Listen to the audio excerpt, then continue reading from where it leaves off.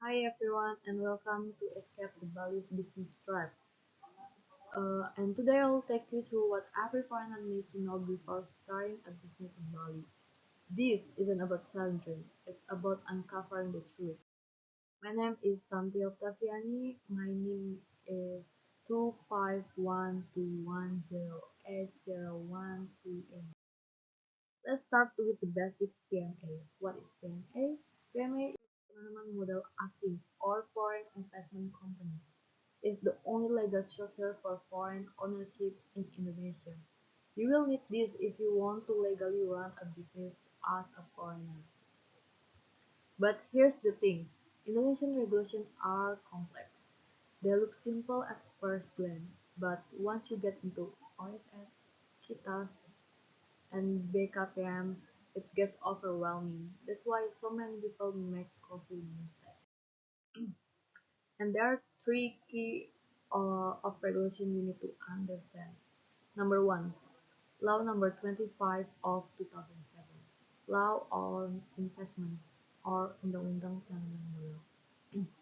This law is the primary legal framework for foreigner and domestic investment in Indonesia.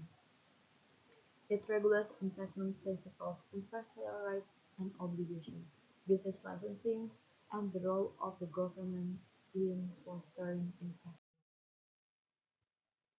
Yes, people from other countries can come and invest in Indonesia.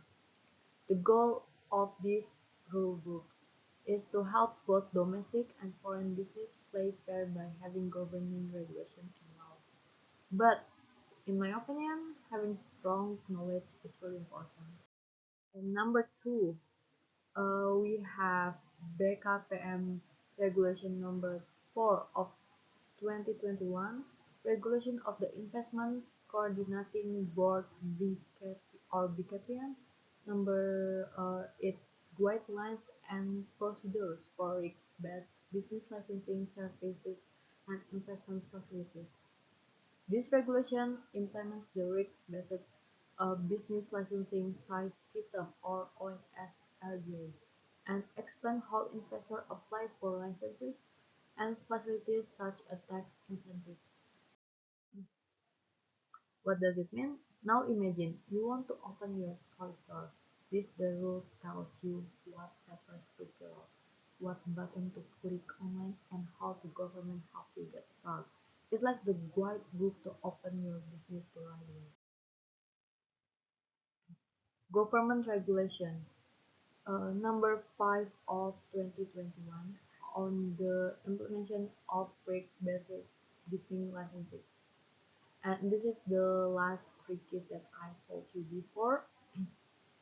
It is the technical regulation under the Omnibus Law or Job Creation Law that details the risk-based approach to issuing business license in Indonesia. It classifies businesses into low, medium, and high risk, each with different requirements.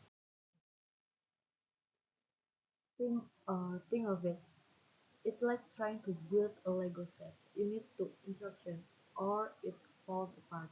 This rule check if your business is easy, medium, or tricky to open. If it's easy, you get a green light pass. If it's tricky, they help you more closely. It's like your mom helping you cross your safely. Different roads need different help.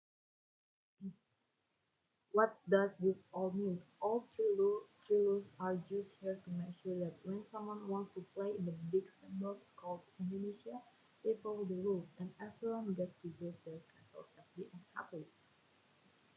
Are you building your castle safely and happily? Obligation of PMA company. Many believe you only need 2.5 billion rupiah to start a PMA. That's actually the paid up capital. The requirement is 10 billion rupiah in total investment per KBLI per project location. This must be realized within 5 years or your license could be revoked, which is correct. So,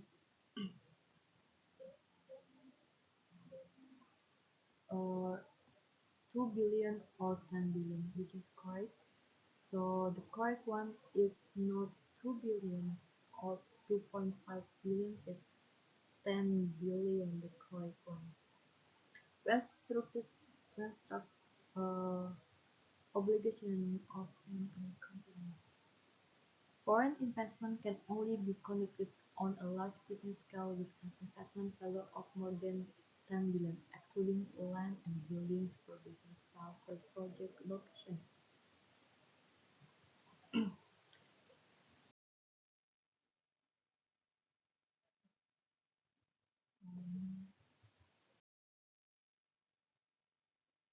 yeah, what the hell is going here?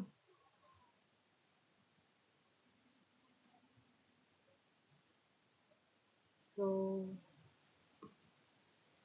a pharma company must realize the minimum investment within 5 years, and that the capital should be 10 million, not 2.5 billion.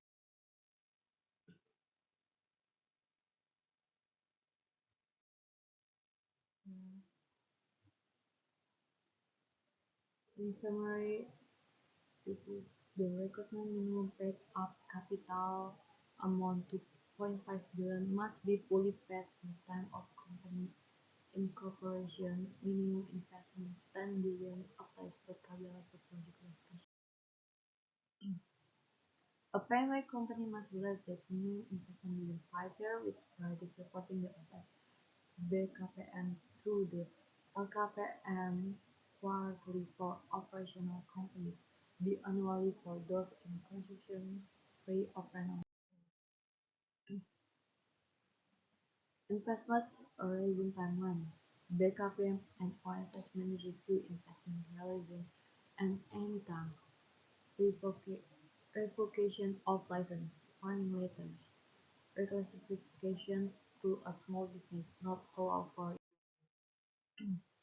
structuring your When structuring your PMA, don't just think about license, think about your business model, how you plan to grow over 5 years, what KPI you need to future to prove your company. This impact everything, your capital, your taxes, your migration strategy. Mm. One start with a business model. The structure must reflect how we operate and grow.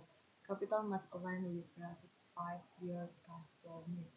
KBLI must match your product service and expansion roadmap. Investment milestones impact fiscal, tax, and company strategy. What do you sell? Who are your customers? Where will you operate? This is very important to know.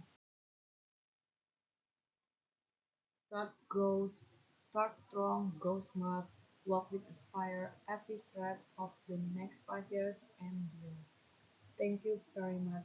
At Aspire, we don't believe in shortcuts. We believe in building strong foundation for sustainable business. Our motto is start strong, grow smart, and walk with us every step of the next 5 years and beyond. Thank you for your time. I hope this helped. And then there is our contact, and then the event is we always have event every weeks, and then workshop, and then we always update in our social media about the news. So yeah, thank you so much. No filters, just filters.